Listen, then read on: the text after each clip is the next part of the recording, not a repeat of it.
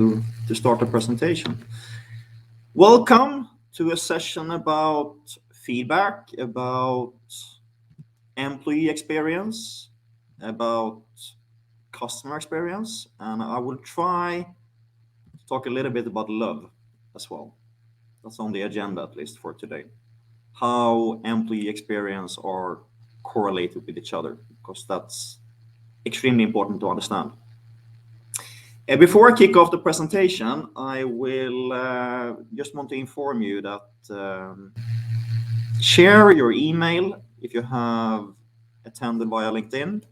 Share your email in the chat, and then we will send you the material, the recording, and the presentation material afterwards.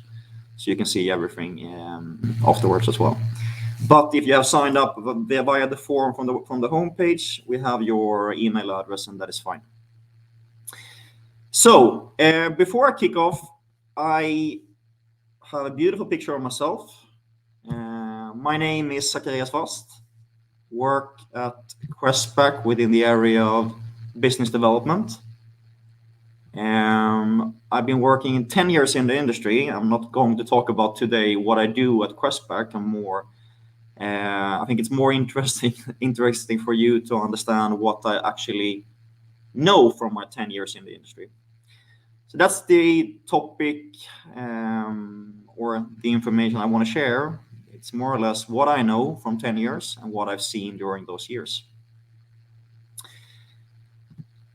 So to give you a little bit of background, so you understand the context before jumping into the details, there are a lot of different measurements when it comes to how you measure employee experience and how you measure customer experience. But to simplify it a bit, there's been a lot of research around which question that is the best one, and if you only have one question, which should I use? So for many years, and I think it's the most commonly one used right now, it's the net NPS, stands for Net Promoter Score, and it's a question about recommendation. So how willing you are to recommend us to a friend or to a colleague.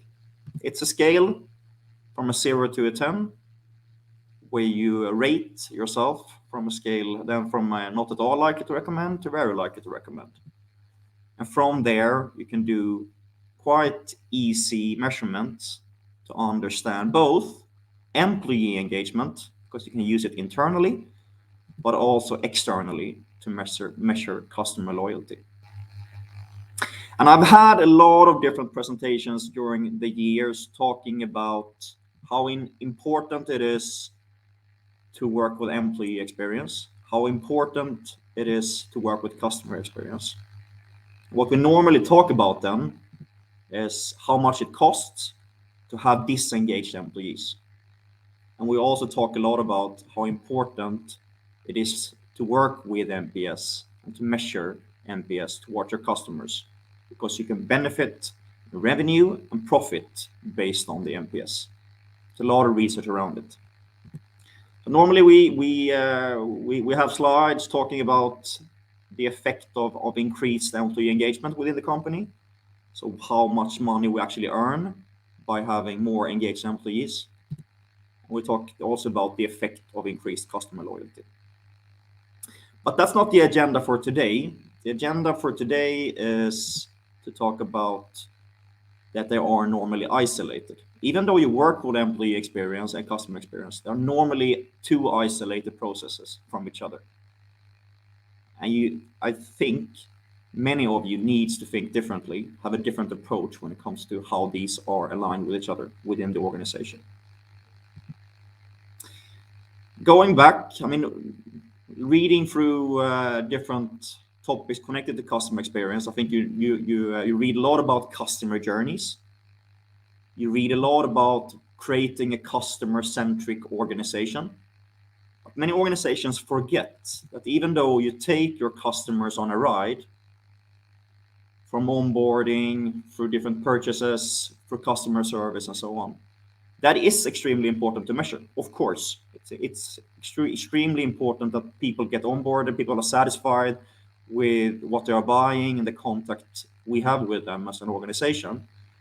But many organizations forget that behind every touch point with a customer, there is an employee effort.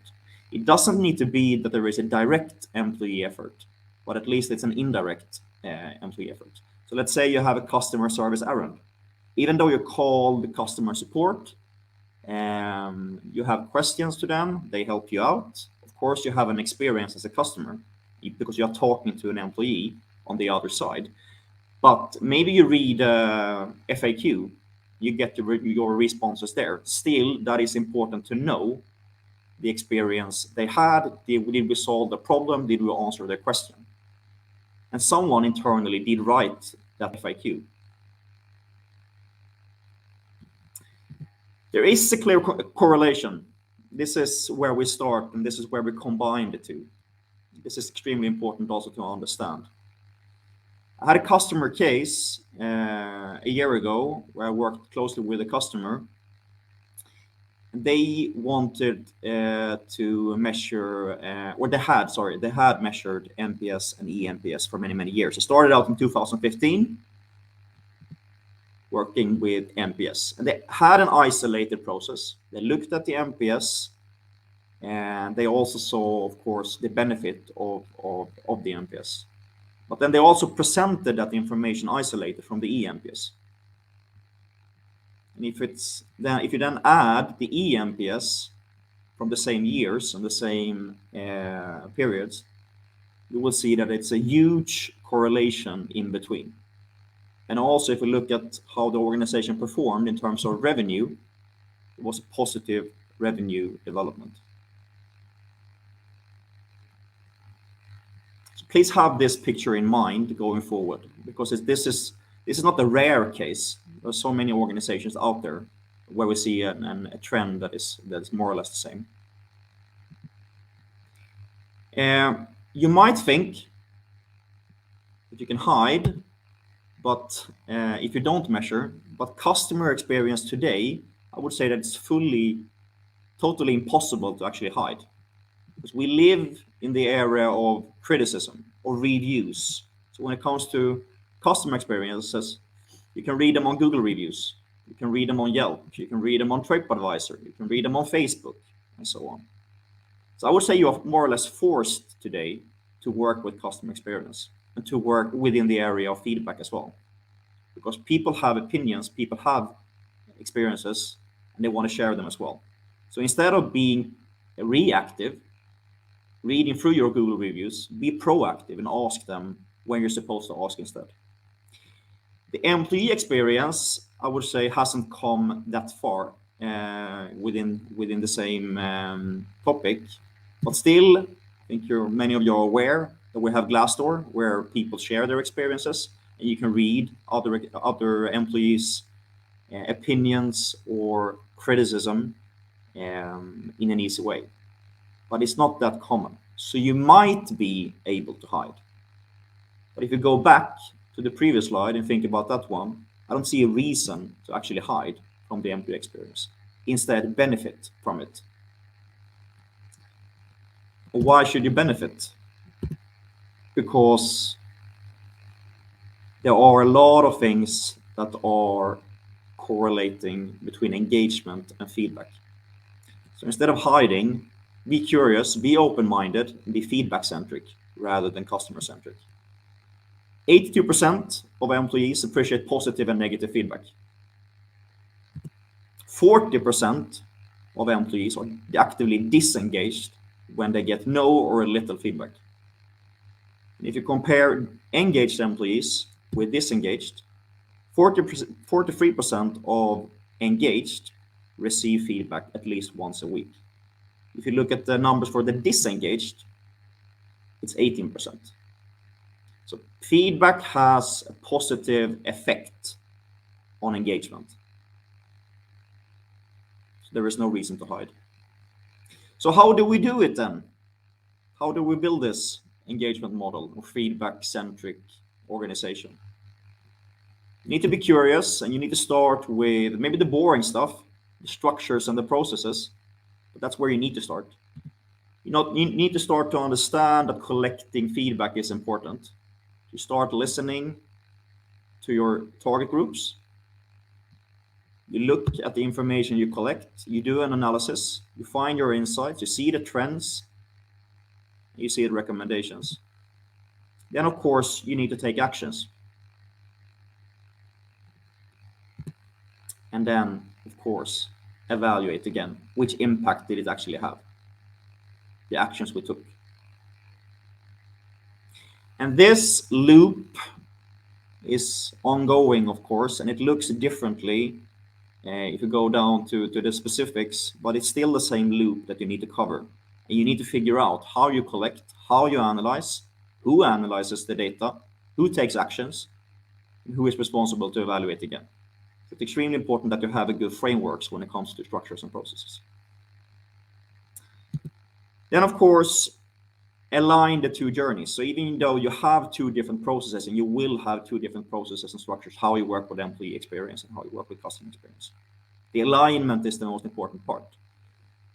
So first of all, I would say top-down focus is extremely important. That you in management teams or in the management level talk about both of the two metrics. You talk about the customer loyalty metrics. You talk about the employee experience metrics. And that you don't question at all the correlation in between. Because an engaged employee will create, the more engagement we have within the employee organization, the more happy the employees will, or the customers will become, and the other way around. If we have unsatisfied customers, it will have a negative impact on the organization in many, many different ways. Because customers and employees, they have emotions and they have a behavior, of course. They will have different kinds of levels of engagement, and they will have different metrics where we can look at the outcome. But what they have in common is that they all have an experience, one experience, of course.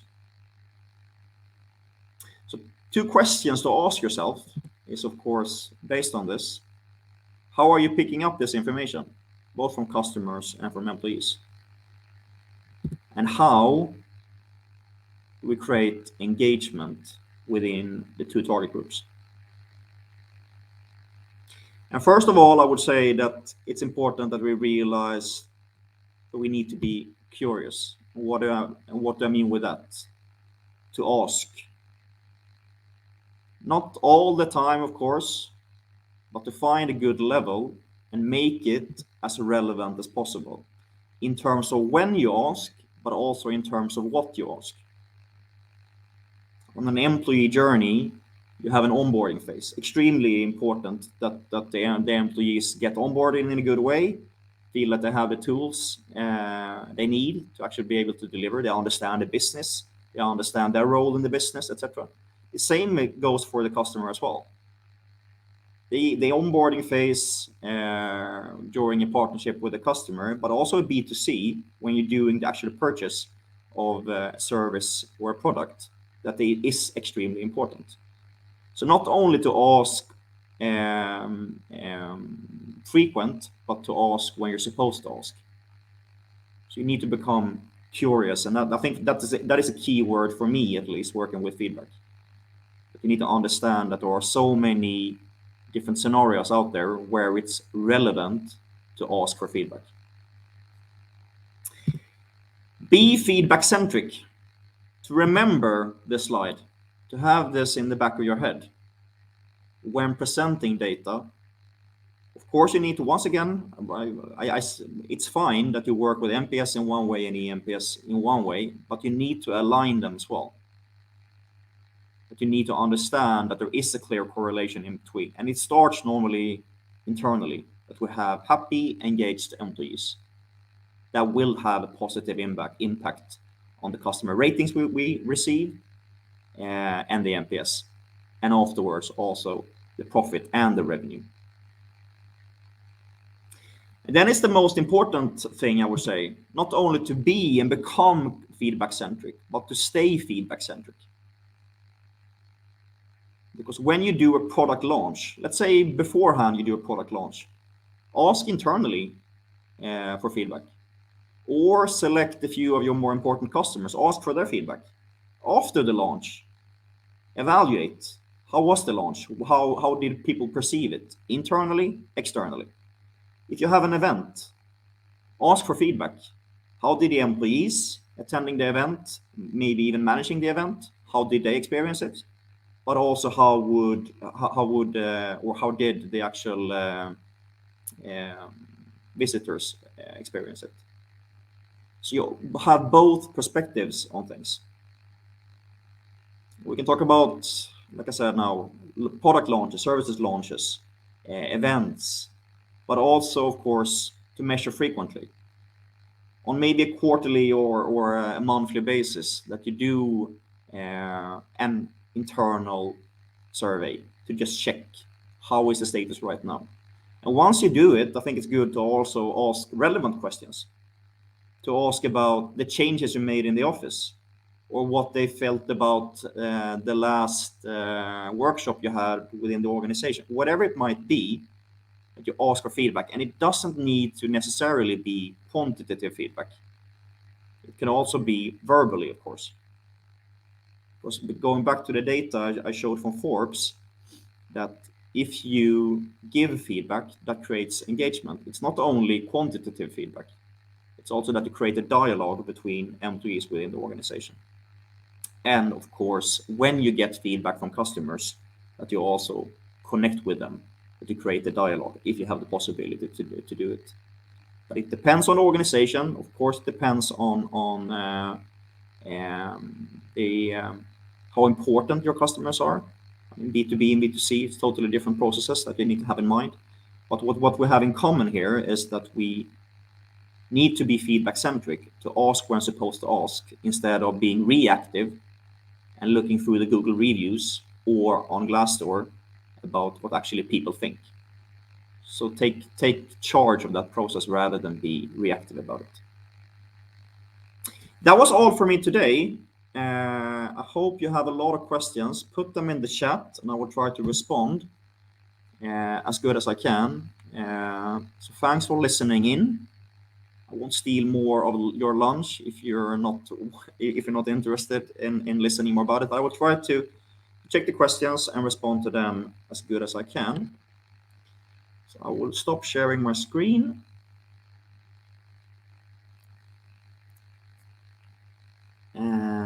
Shoot, no questions so far.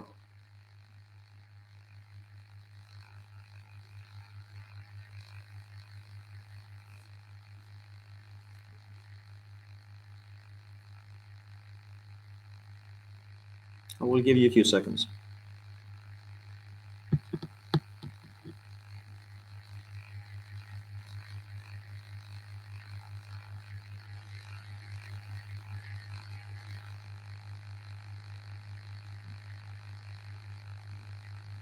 If not, I'm on LinkedIn. Send me a text there or send me an email. We can talk more about your questions from there. No questions, that's good. So have a great Thursday, and hope to see you soon again. There will be more presentations and more different kind of similar material during spring. So keep up to date. I think you will find all of the different upcoming webinars on the homepage. One question. In an expert organization, what is the best way to be feedback oriented? I would say that it's on how do you become feedback oriented. I think it starts from the top. Like I said, top-down approach, that you need to talk about it on all different levels. But of course, it starts with that you measure both internally and externally. So from the management level, also when we talk about the NPS or the eNPS, that we from time to time sync them with each other. And we do that correlation on our own, not only through the chart I showed you, but you also do your own chart. And I think also it comes down to one key for me is to work with time charts, not only to look at the last measurement, but to see the development of eNPS and the development of customer NPS, because there is a correlation in between. And that's on an overall level, but of course you can break it down to a team level. How do we perform as a team if we have the things we are doing on a regular basis, and how are we actually feeling, how engaged are we as an organization. So you can do it on a top level, of course, but it's important that you also have processes in your teams, how to work with the two different measurements. Only one question. I will leave you there, and see you soon. And once again, have a great first day.